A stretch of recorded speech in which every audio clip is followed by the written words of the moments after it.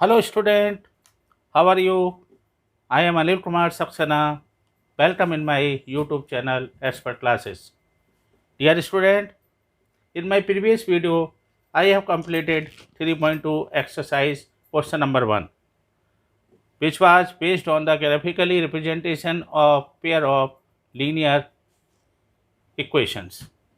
Now I am discussing and recapping. दोबारा से मैं आपको थोड़ा सा इसके बारे में बताता हूँ कि हमने कल क्या प्रीवियस वीडियो में हमने क्या देखा।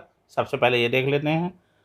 प्रीवियस वीडियो में हम बात करी थी कि जो लाइनें होती हैं वो एक तो होती हैं आपकी इंटरसेक्टिंग लाइन। इंटरसेक्टिंग लाइन के लिए मैंने आपको ये कहा था कि जो आपको इक्वेशन दे रखी होगी, सपोज करिए इक्वेशन है आपकी a1x plus b1y plus c1 is equal to 0, और दूसरी हमने ले लिया a2x plus b2y plus c2 is equal to 0।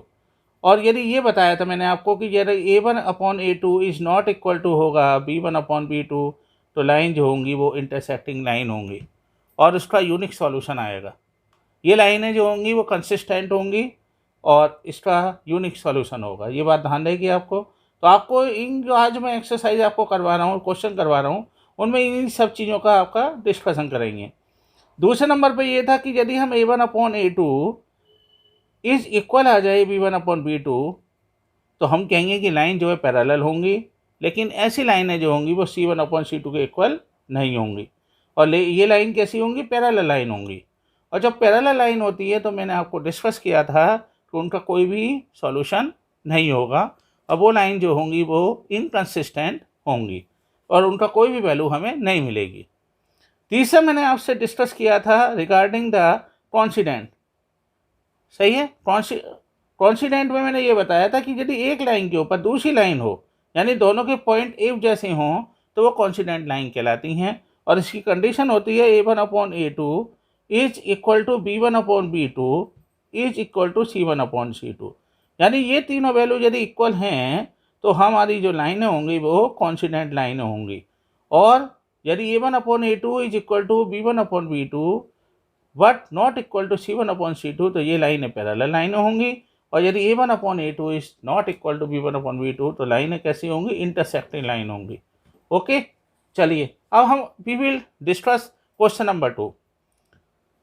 On comparing the ratio of a1 upon a2, b1 upon b2 and c1 upon c2, find out whether the lines representing the following pair of linear equation intersect करती हैं at a point, और parallel हैं और coincident है। चलिए, ऐसे question में आपको क्या करना है कि भाई ये बताना इंटरसेक्टिंग लाइन है या फिर आपकी पैरेलल लाइन है या फिर आपकी जो कोइंसिडेंट है।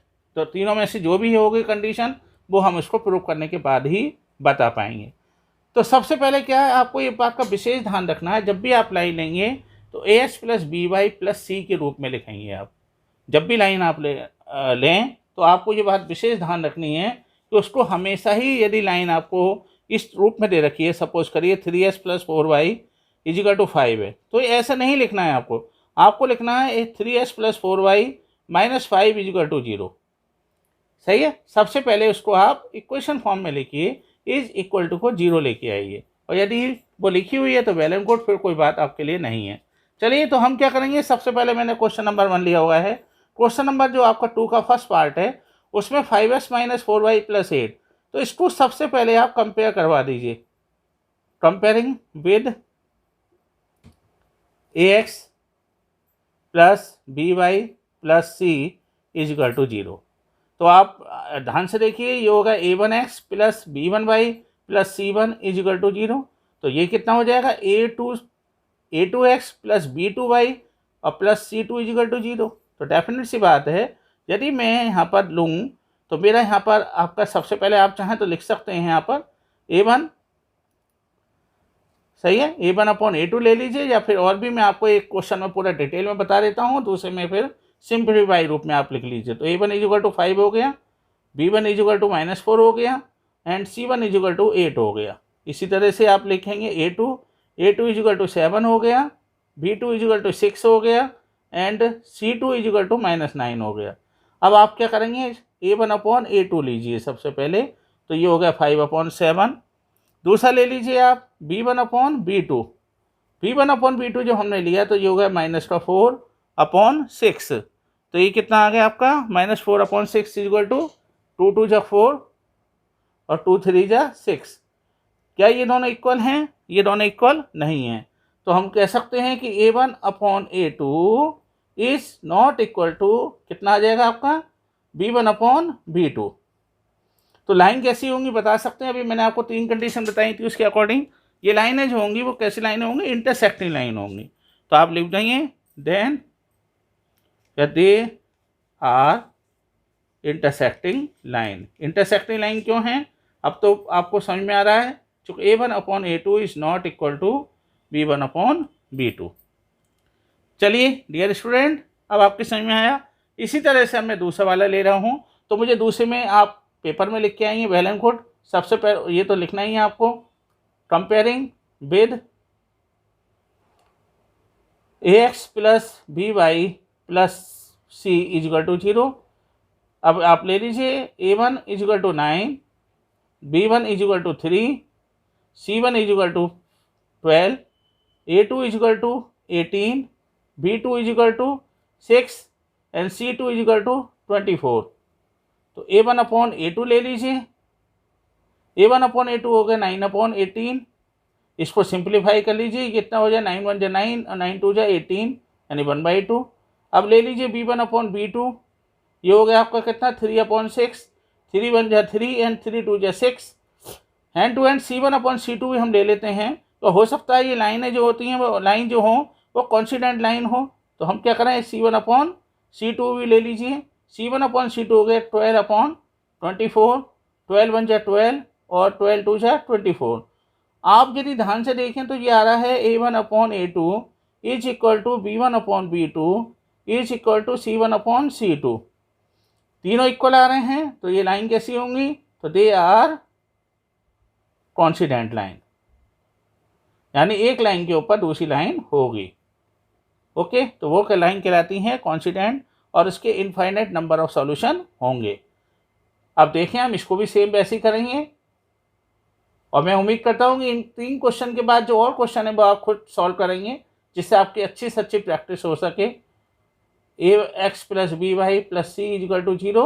अब दोबारा से वही हम करेंगे। A1 = 6, B1 = -3, C1 = 10, A2 = 2, B2 = -1 and C2 = 9।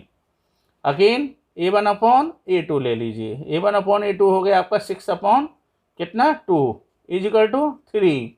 अब ऐसे आप ले लीजिए B1/B2। B1/B2 लिया तो ये हो गया 3/-1 = -3।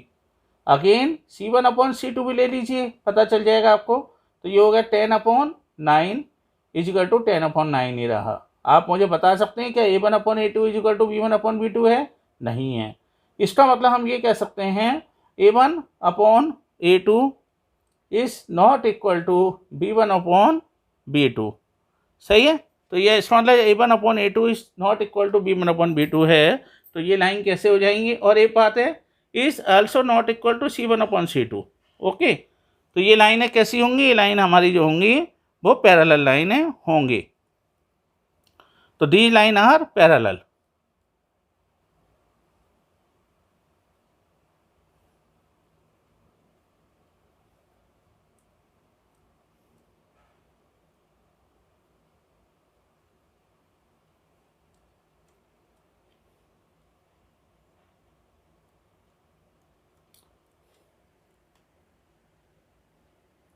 इसमें कोई डाउट आपको बच्चों? A1/A2 6/2, B1/B2 -3 है बच्चों, ये गलत हो गया है।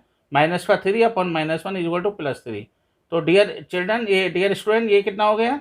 A1/A2 is equal to B1/B2 and this line आज जब इक्वल हैं तो इसलिए ये पैरेलल है। Okay dear student, now I am doing the question number 3। Please listen carefully और ईच एंड एवरी स्टेप को ध्यान से देखिए। इसमें क्या पूछ रहा है हमसे यहाँ पर? On comparing the ratio A1/A2, B1/B2 and C1/C2 find out whether the following of linear equation are consistent और इनकंसिस्टेंट। अब आपको पता ही है इनकंसिस्टेंट कब होती हैं? जब A1/A2 = B1/B2 होता है। और दूसरा कंसिस्टेंट कब होती हैं? जब A1/A2 is not equal to B1/B2। Same वैसे ही आपको ये भी क्वेश्चन सॉल्व करने हैं, ज़रा ध्यान से देखिए, मैं वही दोबारा से करवा रहा हूँ आपको। तो comparing with AX plus BY plus C is equal to 0। तो पहली बात तो देखिए, मैं इसको एक काम और करना चाहूँगा, जो मेरी इक्वेशन है उसको मैं पहले उसी रूप में लिख लेता हूँ। मैंने अभी आपको बताया था इक्वेशन मेरी इस रूप में होनी चाहिए। तो then equation will be, equation कैसी हो जाएंगे, हम किस रूप में लिखेंगे, 3x plus 2y minus 5 is equal to 0। और दूसरी कौन सी हो जाएगी फिर, 2x minus 3y minus 7 is equal to 0। अब मैं A1/A2 निकाल लेता हूँ, ये आपको अच्छी तरह से अभी मैं पीछे बता भी चुका हूँ। 3/2 हो जाएगा, तो 3/2। अब ऐसे ही आप B1/B2 निकाल दीजिए। B1/B2 हमने करा तो ये कितना आ गया, 2/-3। इसी तरह से निकाल दीजिए C1/C2। C1/C2 हो गया -5/-7, माइनस से माइनस कैंसिल। क्या A1/A2 आ रहा है B1/B2 के बराबर, ये नहीं आ रहा। तो इसका मतलब हम कह सकते हैं A1/A2 is not equal to B1/B2। तो लाइन कैसी है इसका मतलब बता सकते हैं आप, ये कंसिस्टेंस लाइन होंगी। तो दे आर कंसिस्टेंट। और कंसिस्टेंस में मैंने बताया था आपको यूनिक सॉल्यूशन होते हैं, ये आपको ध्यान रखनी है। ओके, और ये लाइनें जो होंगी इंटरसेक्टिंग लाइन होंगी।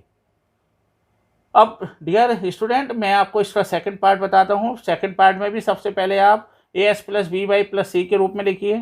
तो इक्वेशन हो जाएगी 2x minus 3y minus 8 is equal to 0। Equation number 1 ले लीजिए इसको आप। इसी तरह से इसको लिख लीजिए 4x minus 6y minus 9 is equal to 0। अब मैं आपको इस सजेशन दूंगा कि आप पहले इन दोनों को पास पास लिख लीजिए, जिससे आपको जो है इनको आसानी से आप A1/A2 को सिंप्लीफाई कर पाएँ। 4x minus 6y minus 9 is equal to 0। अब जरा ध्यान से देखिए A1/A2, A1/A2 कितना होगा, 2/4 बराबर 1/2, 2 बन जाए 2 और 2 2 जा 4। इसी तरह से हमने निकाला B1/B2, ये कितना आ गया, B1/B2 इज इक्वल टू -3 और -6 is equal to 1/2। Same as C1/C2 भी निकाल दीजिए, नो प्रॉब्लम। C1/C2 हमने लिया तो कितना आएगा फिर यहाँ पर, -8 -9 इज इक्वल टू 8/9। अब ध्यान से आप देखें तो A1/A2 इज इक्वल आ रहा है यहाँ पर B1/B2, लेकिन C1/C2 इक्वल नहीं आ रहा। तो बता सकते हैं कैसी लाइन होंगी। तो दिए द पेयर ऑफ लीनियर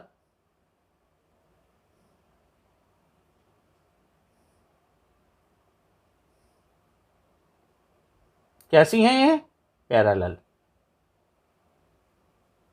और जो पैरेलल लाइनें होती हैं वो इनकंसिस्टेंट भी होती हैं, ध्यान रखना यार। तो दीज आर द इनकंसिस्टेंट्स।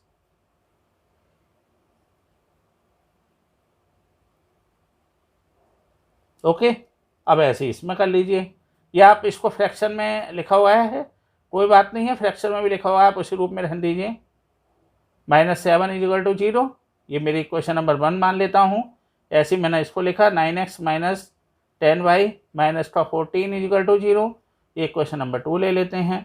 फिर इन दोनों इक्वेशन को पास पास लिख लीजिए, जिसको आपको सॉर्टिंग करने में आसानी रहे, A1/A2 और B1/B2। ऐसे ये आपका आएगा 9x माइनस का 10y माइनस का 14 इज इक्वल टू 0।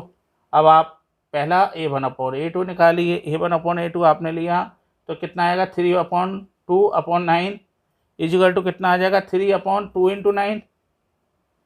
ओके, तो ये हो गया 3/2/9 और ये हो जाएगा 3 3 जा 9, तो ये हो गया 1/6। ऐसे आपने निकाला B1/B2 निकाल दीजिए। B1/B2 आपने निकाला तो जरा ध्यान से देखिए, B1/B2 कितना हो जाएगा मेरा, 5/3/10 बराबर कितना आ जाएगा, 5/3 इंटू 10।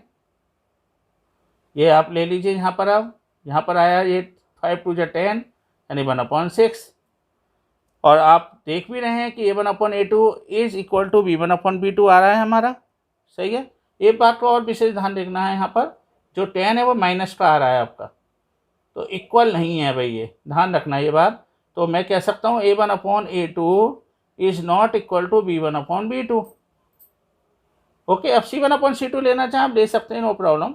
यहाँ भी आप देख रहे हैं ये 1/2 आ रहा है, वैसे भी इक्वल नहीं आ रहा। तो A1/A2 is not equal to B1/B2, तो ये लाइनें कैसी होंगी, दीज लाइन आर कंसिस्टेंट। तो ये लाइनें जो होंगी, और कंसिस्टेंट लाइन कैसी होती हैं, कंसिस्टेंट लाइन जो होती हैं वो आपकी हमेशा ध्यान रखिए इंटरसेक्टिंग लाइन होती हैं, consistence. Okay dear student, I hope you have understand each and every point which I have described in this question. So I hope you will like, share and subscribe my channel and press bell icon. Thank you very much.